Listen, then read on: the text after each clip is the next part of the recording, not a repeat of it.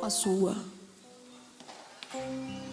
A igreja livre precisa aprender que nós somos salvos para viver e para morrer por Cristo. Nós não estamos dispostos a morrer por Cristo. Nós não estamos dispostos a passar nenhum risco por Cristo. Os nossos irmãos estão sendo tomados de assalto, estão sendo roubados nas suas vidas, em suas famílias. E nós não queremos ouvir falar sobre a igreja perseguida. Nós não queremos saber o que está acontecendo na Eritreia. Oh, queridos, eu recebi um telefonema do Portas Abertas. E eles me mandaram um CD de uma jovem chamada Ellen Berrani. E me mandaram um CD, eu pedi o CD dela. E essa jovem foi presa porque gravou um CD evangélico pop, pancadão, e começou a arrebatar uma multidão de adolescentes na Eritreia. O governo achou que ela era demais e mandou prender a Ellen num container no deserto. Mais de 40 graus de dia, menos 10 de noite. E ela apanhou durante anos dentro daquele container. Quebraram suas pernas várias vezes. E um papel dentro do container para ela assinar e negar tudo que ela tinha dito nas canções. Era só assinar o papel e eles iam tirar ela de lá. Com um filhinho de 3 anos, uma menina de 3 anos. A filha crescendo lá de fora e ela apanhando dentro do container porque gravou um CD evangélico. Aí eu fico irritada quando chega um jovem para mim e diz: eu vou para MK, sabia que você é um cantor evangélico? Ah, meu filho, se encontra o teu chamado. Vocês acham que o meu chamado é ser cantora evangélica? Ah, tá bom. Se o teu chamado é só esse, meu filho, desiste. Desiste. Vai fazer música secular. Desiste. Você tem que ter um desespero dentro de você. Você tem que ter uma inquietação pelas almas. Você tem que respirar. Salvação, salvação, salvação, salvação. E como é que faz agora? Faz música? Então vamos fazer música para ter salvação. Aí como é que faz agora? Faz teatro? Então vamos fazer teatro para ter salvação. É para pregar a palavra. Então vamos pregar a palavra somente pregada. Ou então é para ser crente, melhor ainda. Então vamos ter desespero para ter salvação. E essa moça incomodou muita gente dentro do container. E eu já não dormia mais. Eu ia para minha cama e eu ouvia o barulho das 14 crianças do outro container. E eu botava meu joelho no chão. Deus, Deus, Deus. E eu via a Ellen dentro do container.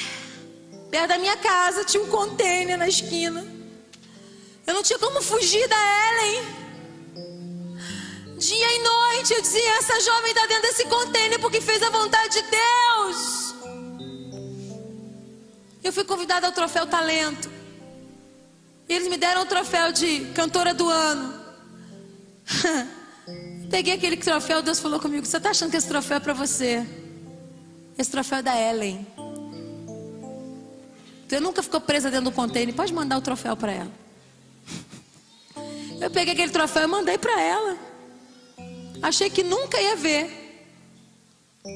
Mas no meio da minha agonia, porque havia alguém muito próximo, alguém que eu nunca vi na vida, mas alguém que era igual a mim, alguém que era desesperada pelo evangelho, pela salvação, num país perseguido, num país proibido de pregar o evangelho, uma jovem que usou a arte a favor da palavra e do evangelho. Ah, meu Deus do céu, eu não tinha paz para comer a minha comida quente no meu prato, porque ela comia no chão. Eu não tinha paz para usar o meu banheiro de granito, porque ela não tinha banheiro. Eu não tinha paz.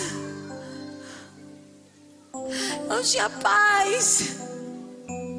Essa unção me tomava por inteiro.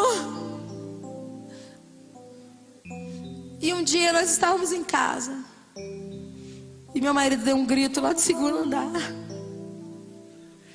Fernanda, soltaram ele! E eu subi correndo as escadas e não podia acreditar. O governo negava a existência dela, dizia que ela era um fantasma. Ela ela e as outras 14 crianças, o mais novo com 8 meses, o mais velho com 12 anos, e os pastores no outro container. Todos eram fantasmas, fantasmas para o inferno, assustavam o inferno, por isso que eles estavam ali. E um dia eu recebi um telefonema.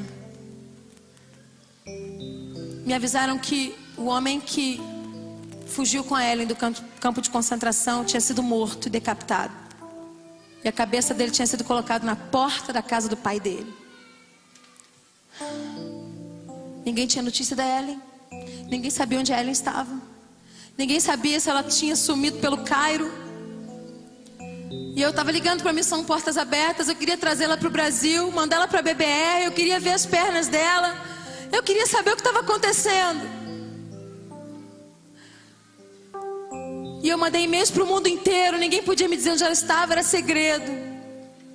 E um dia chega uma foto no meu e-mail com a Ellen segurando o troféu Talento.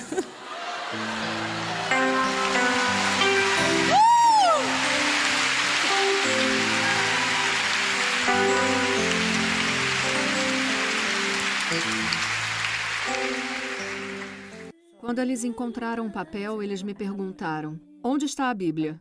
Eu respondi: eu não tenho Bíblia. Então eles começaram a me torturar. Você precisa nos dizer onde a Bíblia está. E eu respondi dizendo: eu a tenho na minha mente. Ah, se a Bíblia está na sua mente, então vamos ter que destruí-la. Então eles bateram sem parar na minha cabeça. Eles queriam apagar a Bíblia da minha mente. Por isso eles nos prenderam no container, para que esquecêssemos tudo. Eu conheço pessoas que esqueceram suas datas de nascimento lá.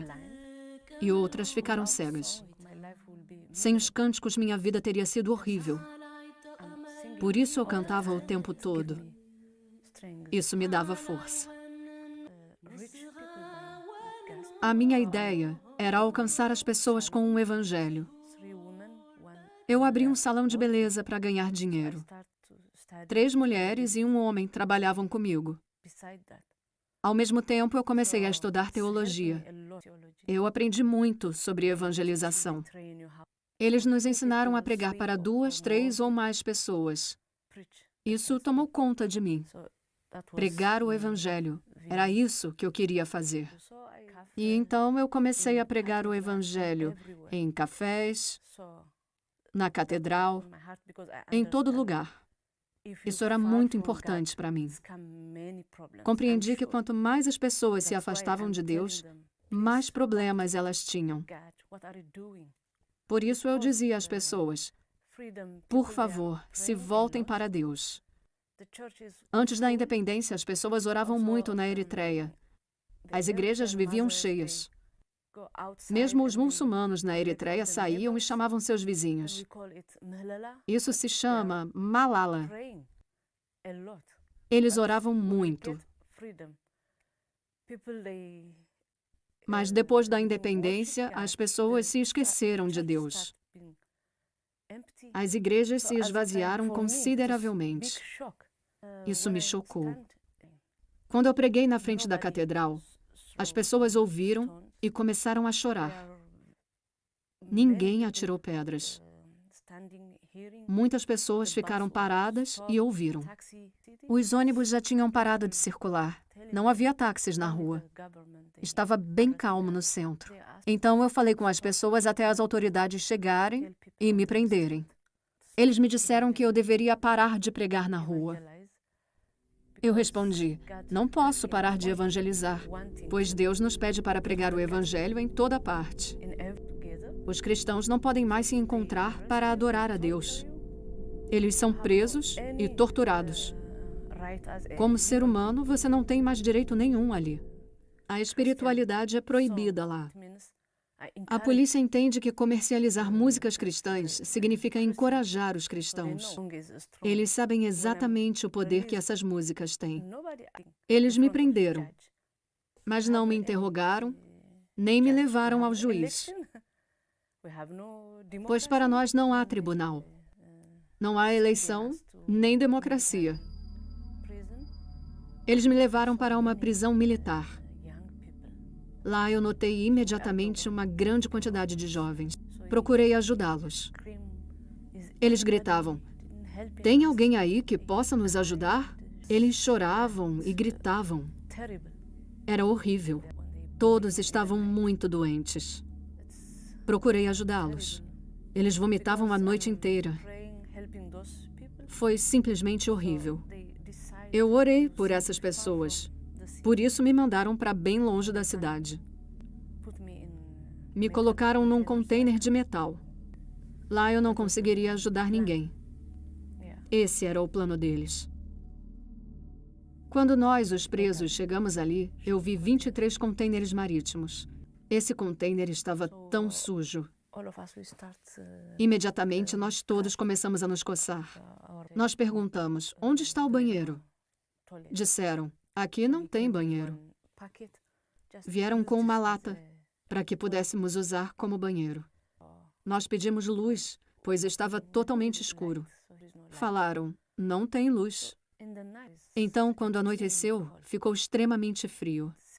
Realmente muito frio. Durante o dia, era muito quente. Você não podia se apoiar em lugar nenhum.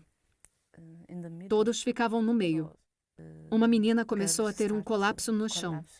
Ver aqueles jovens daquela forma era simplesmente horrível. Eles me perguntaram: Ellen, o que devemos fazer? Mas eu estava tão chocada quanto eles, pois eu nunca tinha vivenciado algo assim. Eu orei: Deus me ajude. E então me veio uma palavra da Bíblia, de Atos dos Apóstolos, 16, versículo 25. Paulo e Silas foram levados à prisão. E quando eles começaram a cantar ali, as portas da prisão tremeram. Eu entendi que posso vencer, apesar das circunstâncias. O resultado vai ser sempre o mesmo. Seremos vencedores, pois pertencemos ao lado vencedor. E quando eu comecei a cantar, eles chegaram e nos torturaram. Eles nos forçavam a nos ajoelhar e carregar pedras o dia todo. Depois, tínhamos que rolar no chão. Então, eles nos atormentavam, exigindo que fizéssemos todo tipo de coisa. Quem se negava era torturado. Nós também tínhamos que tirar nossos sapatos e correr sobre pedras e vidros. Aquela região era inóspita, muito longe da cidade. Era o inferno na terra. Simplesmente impensável, o inferno na terra. Isso durou muito. O dia inteiro e a noite inteira. Tortura, prisão. Normalmente as torturas ficavam sempre piores. Mas de repente eles pararam de nos torturar e permitiram que cantássemos. Não alto, mas podíamos cantar. Eu perguntava a Deus o tempo todo: como isso é possível? Pois eu via como eles torturavam os outros jovens ali. Era horrível, indescritível. Eles puxavam o cabelo das pessoas e batiam nelas. Como podiam permitir que cantássemos? Se tivéssemos dito naquele momento: ok, vamos parar de cantar, não teria acontecido a tortura. E eles nunca teriam visto quão forte é o nosso Deus. Mas eles me permitiram cantar. Eu fiquei 32 meses nesse container. E eu sempre cantava, sempre. Eu comecei a escrever cartas. Quando eles passavam com um pão, eu colocava as mensagens dentro dele. Mas um guarda me viu de longe. Então, eles me bateram tanto que o bastão chegou a quebrar em pedaços no meu corpo. Então, eu não cantava mais baixo, cantava muito alto. Simplesmente cantava e cantava. Então, eles vieram de novo e gritaram: pastor, não sei por que me trataram como homem. Pastor, para com isso. Uma noite, eles me interrogaram novamente. Eu falei para eles: vocês precisam de Cristo. Eles ficaram irritados. Ellen, você quer nos converter? Quer nos mudar? Eles estavam tão irados que me prenderam numa solitária. De 4 a 5 meses, Eu fiquei ali, totalmente sozinha. Eles pensaram que aquela seria a melhor tortura. Mas se você me perguntar, aquela foi a minha melhor época na prisão. Eu pude refletir. E ali eu recebi de Deus muitas canções. Eu ouvi a voz de Deus ali claramente. Eu perguntei a Deus, o que é bom nessa tortura? Na tua palavra está escrito que todas as coisas cooperam para o bem daqueles que creem em ti. O que é bom nisso? Sofrer por Cristo pode ser um dom de Deus. Eu tive que ir para a prisão. Tive que sofrer. Eu posso suportar isso. Mas isso tudo deve ter um motivo. Enquanto eu ainda pensava sobre isso, apareceu um guarda e me levou para outro lugar. E lá eu vi o policial com um daqueles bastões pretos. Quando eu vi o bastão, pensei, essa é a última vez. Com certeza eu vou morrer. Eu sabia que eles torturavam pessoas com aquele bastão. Ele me disse, Ellen, eu sei que você manda mensagens na prisão, mas você tem que parar de pregar para os guardas. Eu disse, não. Se eu estou há 2 anos na prisão, é porque eu mando mensagens. Eu prego o evangelho. Por isso já estou aqui há 2 anos. Não consigo parar de pregar. Então ele começou a me torturar. Bateu aqui e em tudo, no meu corpo todo. A primeira pancada me atravessou como fogo. Foi horrível. Ele me bateu inúmeras vezes. Eu fiquei quieta. Depois de 5 minutos, ele me deu uma pausa. Depois me torturou de novo. 5 minutos de pausa. E finalmente ele me disse, Ellen, você nunca mais pode dizer Jesus. Eu fiquei surpresa quando ele disse aquilo, pois ele não era cristão. Eu disse, eu não posso parar de falar Jesus. Eu só tenho uma boca e me comprometi com ele até a morte. Eu não tenho medo de nada. Eu pertenço a ele até a morte. Então ele pegou o bastão de novo e me bateu até cansar. Ele gritava enquanto me batia, eu não. Eu não entendi por que ele gritava. No final, ele estava totalmente exausto. Quando ele se afastou de mim, meu corpo começou a tremer sozinho. Tudo em mim tremia. Ele me bateu até eu ficar vermelha e roxa. Ele disse, Ellen, e agora? O mais impressionante é que eu não senti ódio nenhum. Eu mesma não entendia. Quando eu olhei para ele, só senti vontade de perdoá-lo. Porque ele não sabia o que estava fazendo. Depois eu pensei, eu vou morrer. Meu Deus, o que vai ser da minha filha? E dos meus pais? É tão difícil para eles. Eu sei que estou na prisão por causa da minha fé, mas eu também sentia a dor da minha família e da minha filha. Eu coloquei toda a minha tristeza numa música, na qual eu me despedia da vida.